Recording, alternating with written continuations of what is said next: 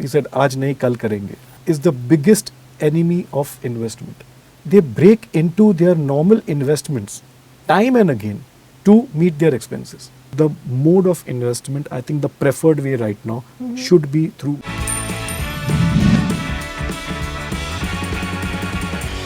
Well, if you are taking your first steps into investing but don't know where to start, worry not. Today we will be discussing the A to Z of investing with certified financial planner Kalpesh Ashar. Kalpesh, welcome to Money Matters. If someone is starting to invest right now, today, where to start? When we say about the word investing, let's first clear a myth here that there's a world of difference between the word saving and investing, because many people just feel that they save a lot of money and they find a lot of bliss in it. But for me, to put it simple, is that saving is an emotion, whereas investing is an art. So just by piling on money in your savings bank account and first of all depleting yourself of a good life, and then more I think emphatically not investing, I think you're doing yourself no good for your present or your future. Do you feel somebody should be saving and investing simultaneously? No, so that I'm coming to that first part, which is the core fundamental of how you start. That is by understanding your cash flow. Okay. Everybody needs to understand how much he or she earns and how much he or she spends on a monthly basis. Right. So if your expenses help you, first of all, be satisfied with your lifestyle, they are not out of hand, they let you save. That's the first part what you're asking. Then that savings can be translated into investing. Because if your lifestyle is haywire, Right. your expenses are haywire, if you do not have an account of what you spend, earn you might be having because you're salaried, you get a salary slip, you have a more better control.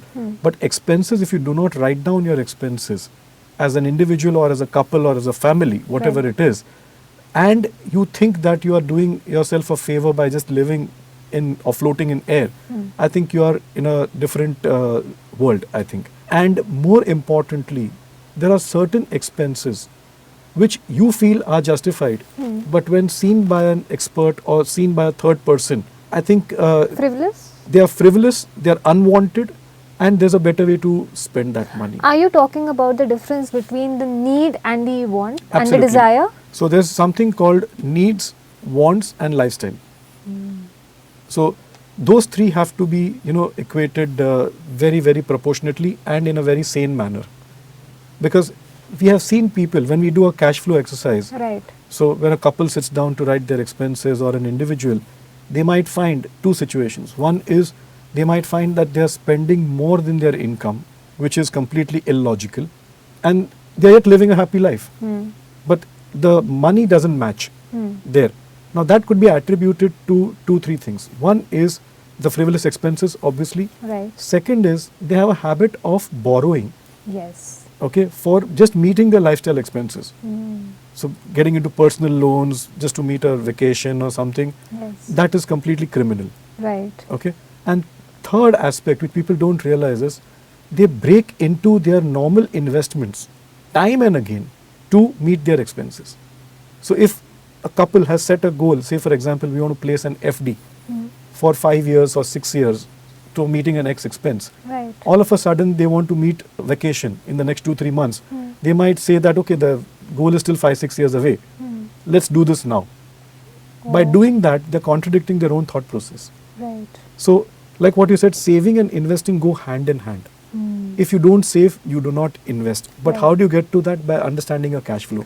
So first and foremost is understand the cash flow. So you mean to say budgeting would be Absolutely, that's the right word. the way to go? Yeah, so budgeting is the right way to go. Do that first. Okay. Second, most important thing is understand that procrastination, like he said, aaj nahi kal karenge, okay, is the biggest enemy of investment. Because if you feel that, by not doing something right now, you are enjoying the benefits of, your lifestyle today, I think your future is in peril. Right. Because then people might say that, if you are a 25-year-old and if I tell you that think about your retirement, you'll say 35 years is a long time. But if I give you the figures for it, that a delay of every 5 to 10 years, how much difference would it make to your corpus? Given when you're 55, 60, Right. you'd be shocked out of your wits. So investing early is the mantra. Because compounding is the greatest ally Yes. of investing.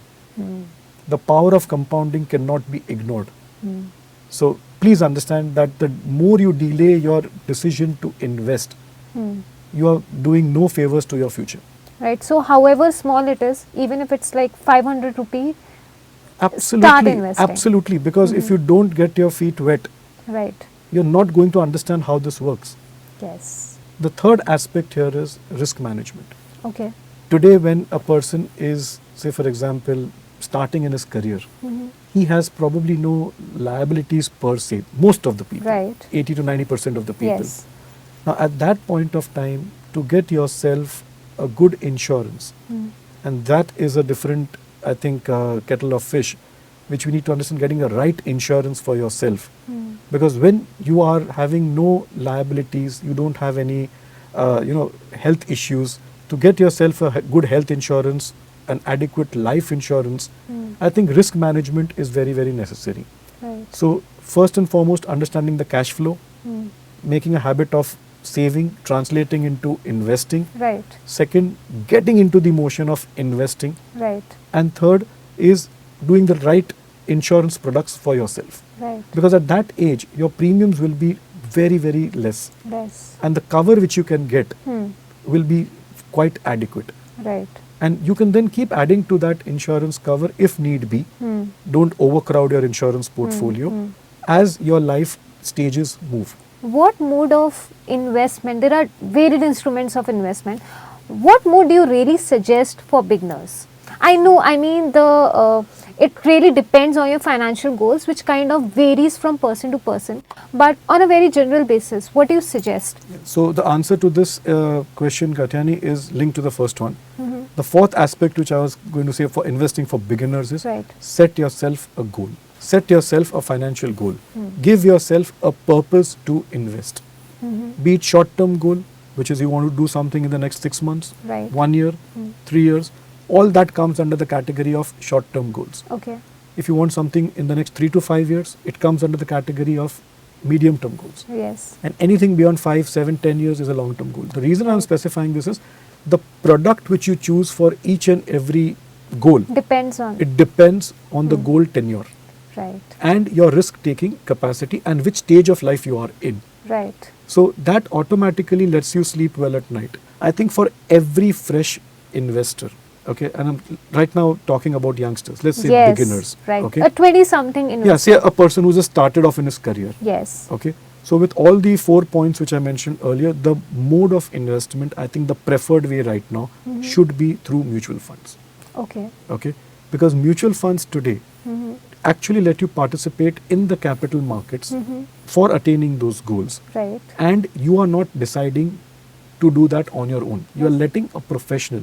Because we don't have the expertise as Neither of do now. the time. Yes. Okay. It's not your cup of tea. Right. Okay. You might be an engineer, you might be a media person, you might be a defense personnel, you might be a sportsman.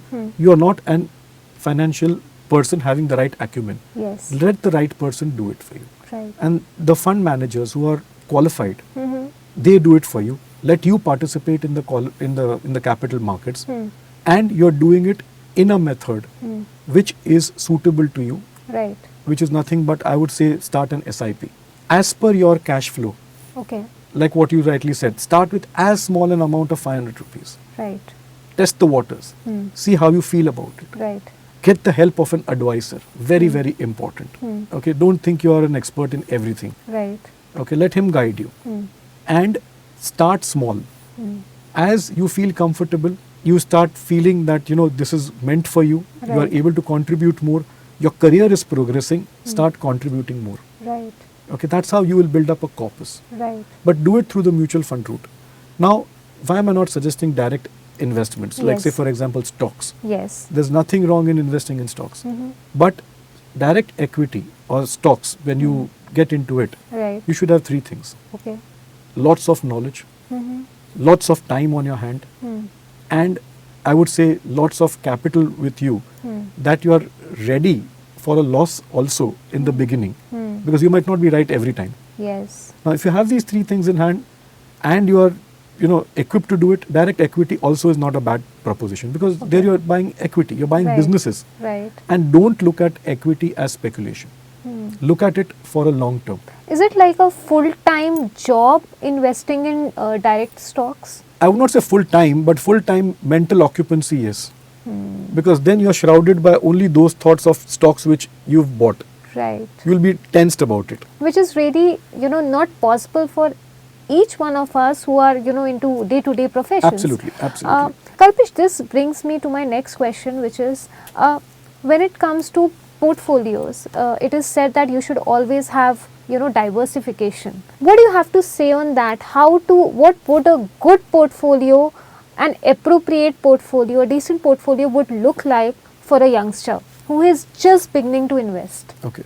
That's a very good question, which has a lead into something called asset allocation. Mm-hmm. Okay. And many people get confused between diversification and asset allocation. Okay. Okay. So in mutual funds, like we had covered earlier, that Right. it's not only about equity. Yes. Mutual funds let you invest in debt, in fixed income, in gold Right. as well. Yes. So whatever is your purpose, whatever is your motive, whatever is your timeline, you invest accordingly. Okay. So if you're investing for say 6 months, I might suggest that you get into a debt fund. Okay, if you want to hedge your portfolio, get into gold for 5 to 10% of it. Right. Okay. Now these three are asset classes. They are various assets which have no direct relation with each other. Each other, yes. That is gold, equity, and debt. Right. Now those are assets. When you say diversification, many people think of diversification only in equity. Okay. So when you ask them that what's your portfolio mix, they would say that I've got money into mutual funds, equity-based mutual funds, Yeah. and I've got money into direct stocks as well. Okay.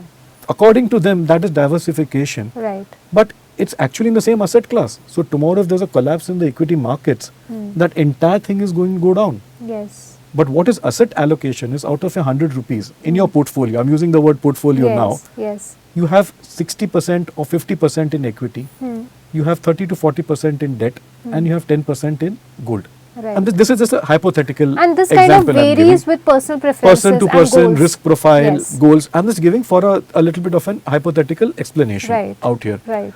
That is asset allocation. That is a portfolio. So that is how you invest and spread the risk basically. Right. So people just say, what returns will I get? They do not use that other word associated with returns, which is risk, which is the other side of the coin. I was actually coming to the risk appetite. Yeah.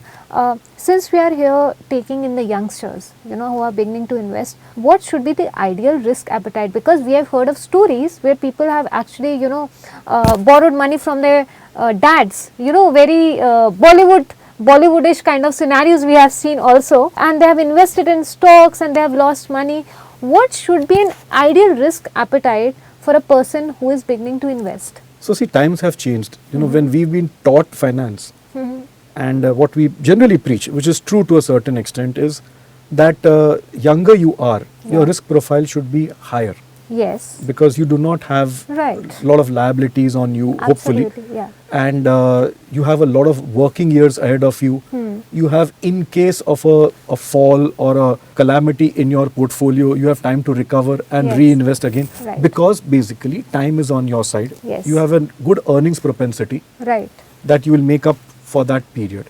And as time moves, the risk profile then becomes more conservative. It shrinks. So if hypothetically, if I were to say that a risk profile for a 30-year-old is he should be 70% into equity. Okay. Okay. For a 40-year-old, he should be 60% into equity. And for a 50-year-old, it should be 50-50. Right. It automatically decreases the risk-taking capacity Right. of that particular individual. Right. But we've seen that at many a times, like the entire market works on fear and greed. Yes. Okay. So there's no sure short answer to this. Okay. The textbook answer is what I've given you. That Yes. earlier you start in your career, you're bound to take more risks, thereby giving you a chance to earn more as well. Yes. Create a larger corpus. Right. So start early, which I also linking to my earlier question, stop procrastination, get into it, Yes. is also answered there. But the fear and greed factor. Today you are seeing that because markets are good, there is good returns being generated. You see senior citizens, conservative investors also turning towards equity Yes. and forgetting their asset allocation. Yes. Now, there's no answer to it, it's human behavior. Right. People are not satisfied even with a double-digit equity return and want to look at something, how does the money become, double quicker than what it is right now. And maybe this is why perhaps instruments like crypto, have become so popular among the Gen Z. Absolutely. So because it's again that greed factor, like you have to be bound to be satisfied with anything which is a 15% CAGR, an annualized return over an investment tenure of say 25 years of your life. Right. So if you're able to get a 15% annualized return, battling all the volatility in the world or the markets or your portfolio, I think you've done a fabulous job for yourself. Wow, that's a great indicator. But like what you said, people are now looking for that 15% in a month. So that just blows your mind as to how much a human mind, and this is surely not organic. 100% not organic, nothing sustains. Right. You will find that there's a landmine below it. But people do not understand till they do not encounter accidents. Right. And that is where the concept of financial planning comes. Right. Understand your goals, control your desires, be disciplined, but be focused and keep working towards a goal and invest through regulated mediums only. Right. So here are some beautiful takeaways. Thank you so much, Kalpesh. Thank you. Thank you so much again for such an insightful session. For people to know the basics of investing and how to be more financially aware. And for more such insightful videos on finance and money matters, stay tuned to Midday. Subscribe to Midday India. Get direct notifications on all our videos by clicking on the bell icon.